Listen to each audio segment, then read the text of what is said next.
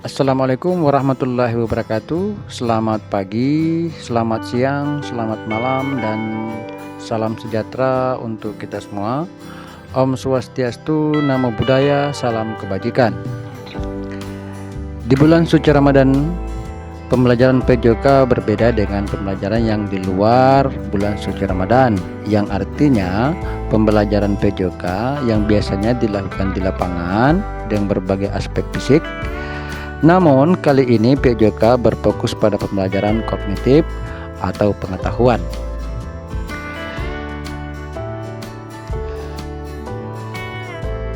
Anak sekalian, selamat datang di pelajaran olahraga sepak bola. Menjelajahi gerak dasar dan karakter unggul. Halo para siswa yang bersemangat.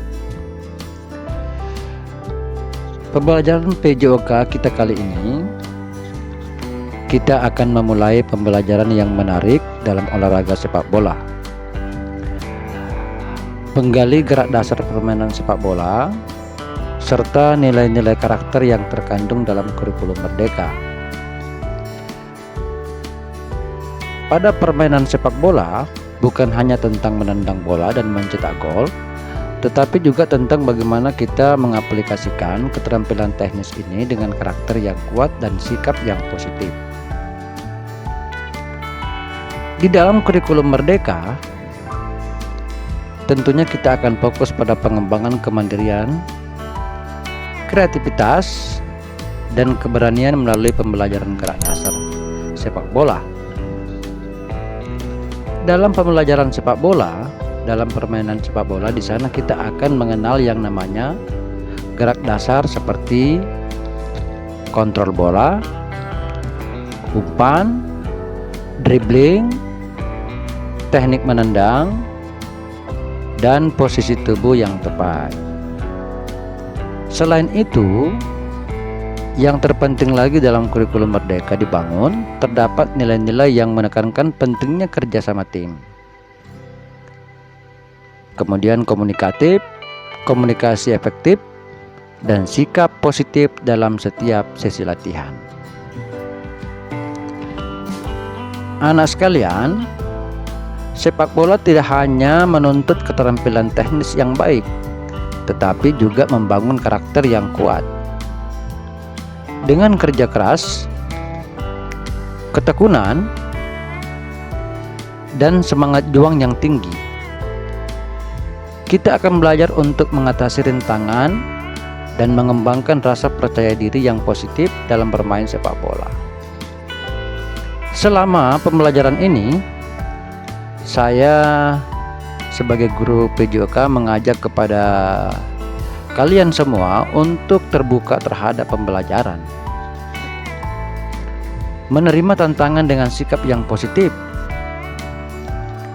dan mendukung satu sama lain dalam setiap langkah perjalanan kalian. Mari bersama-sama menciptakan lingkungan belajar yang mendukung, penuh semangat, dan membawa dampak positif bagi perkembangan kita sebagai individu dan sebagai tim. Jadi, ayo kita mulai pembelajaran hari ini dengan semangat dan antusiasme. Mari kita jelajahi gerak dasar permainan sepak bola sambil membangun karakter yang kuat dan nilai-nilai yang positif dalam diri kita.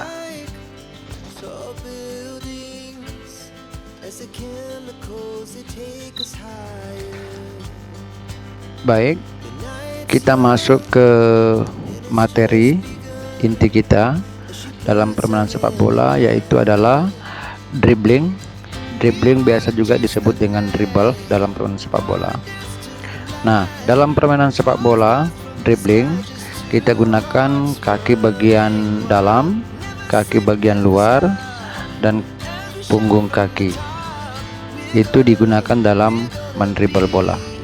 Kemudian yang berikut kita masuk ke definisi dribbling. Dribbling adalah salah satu teknik dasar dalam permainan sepak bola yang memungkinkan pemain untuk menggerakkan bola melewati lawan-lawannya dengan menggunakan kaki secara terampil dan cepat. Kemampuan dribbling yang baik tidak hanya memungkinkan pemain untuk menghindari tekanan lawan, tetapi juga membuka peluang untuk menciptakan serangan dan mencetak gol. Berikut adalah beberapa poin penting yang perlu dipahami tentang dribbling dalam permainan sepak bola. Kemudian, teknik dasar dribbling ada beberapa poin. Yang pertama, sentuhan bola yang terkontrol.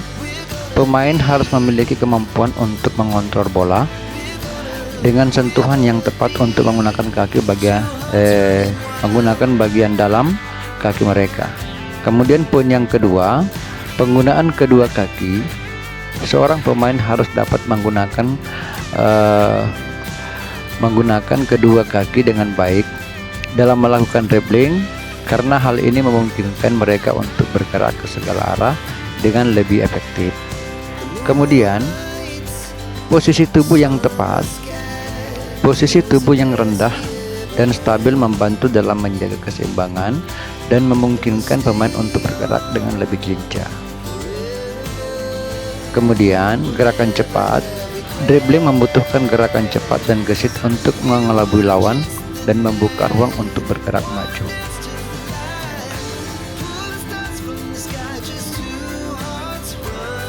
Nah, jadi itu semua merupakan teknik dasar daripada dribble atau biasa disebut dengan dribbling. Kemudian kita akan masuk ke yang berikut,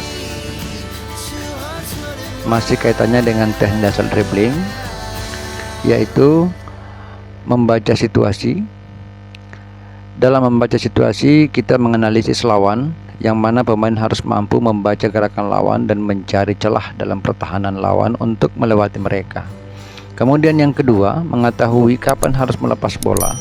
Dalam beberapa situasi, melepas bola ke rekan satu tim dapat menjadi pilihan yang lebih baik daripada terus-menerus berusaha. Untuk dribbling, ini membutuhkan pengambilan keputusan yang cepat dan cerdas. Kemudian yang berikut,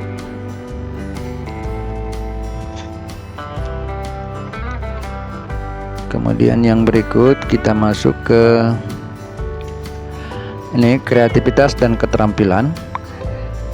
Gerakan-gerakan tertentu menguasai gerakan-gerakan spesifik seperti elus, putar, atau melakukan dribbling di antara kaki lawan dapat membantu pemain untuk mengatasi tekanan lawan. Kemudian, kreativitas dalam penggunaan dribbling. Pemain harus memiliki kemampuan untuk berimprovisasi dan menggunakan dribbling dalam situasi yang berbeda-beda sesuai dengan kebutuhan timnya. Kemudian, latihan dasar, latihan yang konsisten. Latihan individual, artinya latihan yang konsisten dalam mengembangkan teknik dribbling sangat penting. Ini termasuk latihan-latihan seperti latihan dalam konteks tim, latihan dalam situasi permainan, yang sesungguhnya juga membantu pemain untuk mengasah keterampilan dribbling mereka dalam konteks yang lebih realistis.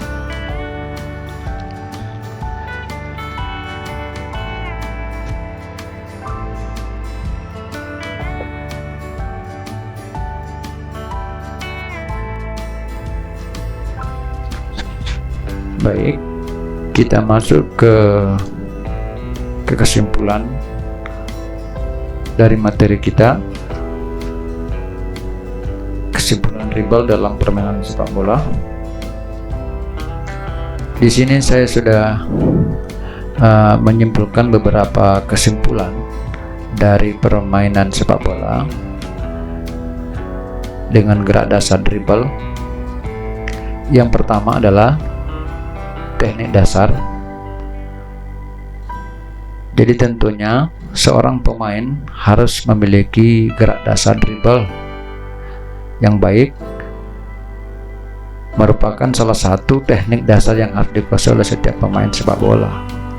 Kemampuan untuk mengontrol bola saat bergerak memberikan keuntungan besar dalam mempertahankan bola dan menciptakan peluang serangan. Jadi seorang pemain itu harus memiliki keterampilan ataupun teknik dasar dalam melakukan dribble. Kemudian kesimpulan yang kedua, keterampilan individu. Di sini kita bisa baca, dribble membutuhkan keterampilan individu yang baik, termasuk kontrol bola yang baik dengan kaki, kecepatan, kelincahan, dan koordinasi. Pemain harus terus berlatih untuk meningkatkan kemampuan mereka dalam dribble. Nah, keterampilan individu ini membutuhkan skill yang baik. Jadi seorang atlet perlu melakukan sesi-sesi latihan baik di sekolah maupun di klub. Selanjutnya kita masuk yang kesimpulan yang ketiga, mengatasi lawan. Dribble adalah cara untuk mengatasi tekanan dari lawan dengan menguasai teknik dribble yang baik. Pemain dapat melewati lawan-lawan mereka dan menciptakan ruang untuk menciptakan peluang gol. Nah, di sini seorang pemain bertanggung jawab terhadap bola yang berada di kakinya untuk mengatasi tekanan dari lawan, sehingga seorang pemain harus memiliki keterampilan dribble dengan baik dan benar. Kemudian selanjutnya kita masuk ke kesimpulan berikutnya, kreativitas. Nah, seorang atlet sepak bola juga harus memiliki kreativitas. Di sini dribble juga memungkinkan pemain untuk mengekspresikan kreativitas mereka dalam permainan. Pemain dapat menggunakan variasi dribble dan gerakan yang tidak terduga untuk mengecoh lawan dan menciptakan peluang yang lebih baik. Nah, jadi seorang atlet bisa berkreasi di lapangan yang tentunya didukung oleh keterampilan dribble yang bagus, kemudian dan tentunya dengan daya tahan. Kemudian yang berikut, pengambilan keputusan. Kita bisa membaca di sini, meskipun dribble merupakan teknik individual, pemain juga perlu membuat keputusan yang cerdas saat menggunakan dribble. Mereka harus dapat memutuskan kapan saat yang tepat untuk memulai dribble, kapan untuk melewati lawan, dan kapan untuk melepaskan bola. Nah, artinya di sini seorang atlet harus pandai mengambil keputusan kapan dia harus mendribbling bola, kapan dia melepaskan bola di kakinya, dioper kepada temannya, kemudian kalau memang itu ada peluang kesempatan, dia mampu melepaskan bola untuk melakukan tembakan ke gawang lawan. Seperti itu ya. Kemudian yang berikut,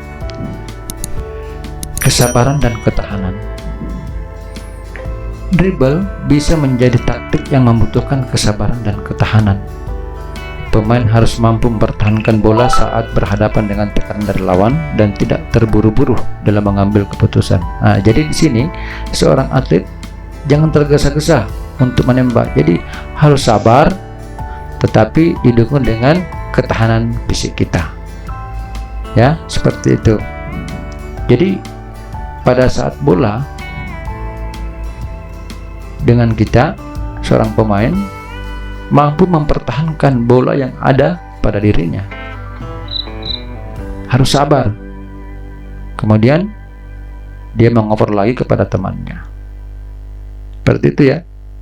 Kemudian kesimpulan yang berikut, kesempatan menciptakan peluang.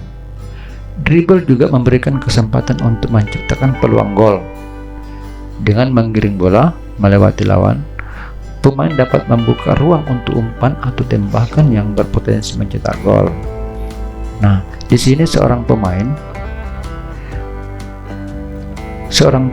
yang melakukan dribble dengan baik dan benar mampu menciptakan kesempatan untuk melakukan shoot ataupun tembakan ke gawang lawan. Seperti itu. Kemudian yang terakhir, pembelajaran dribble dalam permainan sepak bola menunjukkan bahwa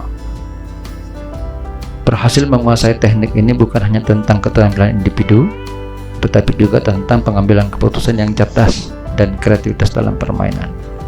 Nah, jadi ketika seorang atlet memiliki keterampilan dribble yang baik, nah tentunya mampu mengambil keputusan, tidak tergesa-gesa, kemudian dia harus memiliki kreativitas dalam permainan, gitu ya. Jadi mungkin dari beberapa kesimpulan itu kalian bisa mempelajari tentang dribble dalam permainan sepak bola. Mungkin materi kita akhiri dulu sampai di sini.